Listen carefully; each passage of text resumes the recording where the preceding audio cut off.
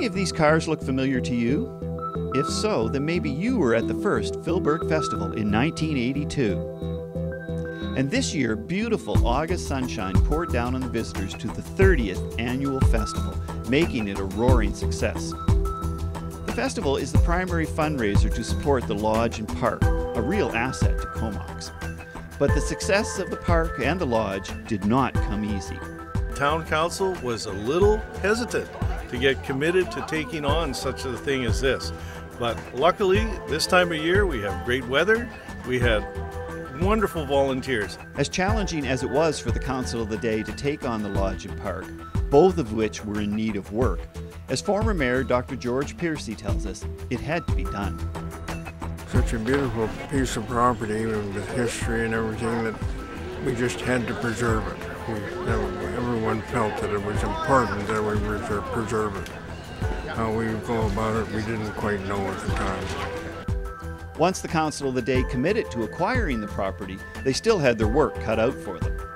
I know from reading the recent history books that have come out on it that there were some challenges to get this property secured, and it was through tireless efforts from people like Alice Bullen, who's one of the freemen of the town, to make sure that this ended up in the town of Comox's hands through the Vancouver Foundation, and really to acknowledge that Bob Filberg was a main contributor to that foundation. And so a lot of work went on behind the scenes. I've looked back at some of the old council meeting minutes, and it's quite remarkable how much work went into that. And really, when you think about it, I'm sure looking ahead, they never thought it would end up like this, but it shows that an idea can take root, and the rest of the community takes a hold of it and carries it forward. And the festival continues to grow and continues to attract new and repeat visitors.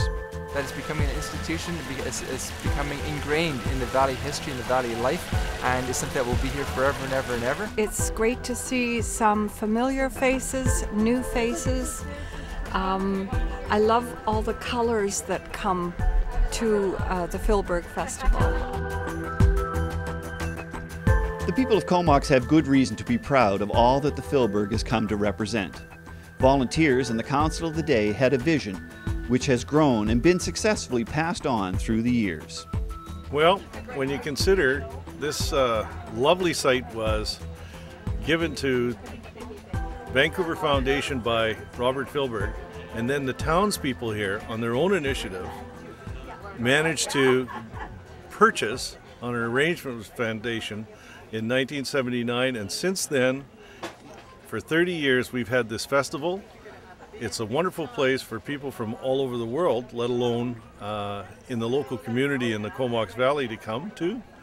And the proceeds from this event are what drive our activities here. I feel wonderful because it's passed on to better hands all the time. And they're doing such a wonderful job, really and truly. So there's very good reason why people are coming from far and wide to the Filberg Festival, because it is unique. Many things have changed in 30 years. Certainly these old cars are long gone.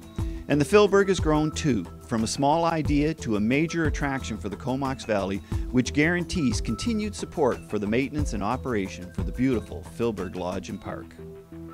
In Comox, I'm Mark Hanley.